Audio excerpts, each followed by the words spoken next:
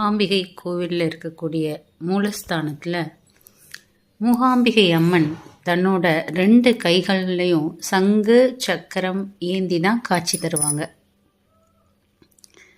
2 கரங்களில் ஒரு கை அபயகரமும் இன்னொரு கை தன் திருவடியை சுட்டி காட்டும்படி காட்டிக்கொண்டு பத்மாசனத்தில் பார்வதி, மகாலட்சுமி, சரஸ்வதி ஆகிய 3 தேவியர்களோட வடிவத்தை தாங்கி கருவறையில் அமர்ந்திருக்காங்க. இது ஒரு வித்தியாசமான அமைப்பு. எப்பெல்லாம் நமக்கு நம்ம மனசு ரொம்ப நிதானம் இல்லாமல் இருக்கோ, இல்லை குழப்பமாக இருக்கோ, இல்லை வேதனையாக இருக்கோ, அந்த அம்பாளை நினச்சா கண்டிப்பாக நம்ம மனமுருகி பிரார்த்தனை பண்ணும்போது அதுக்கான வழியை உடனே செய்வாங்க.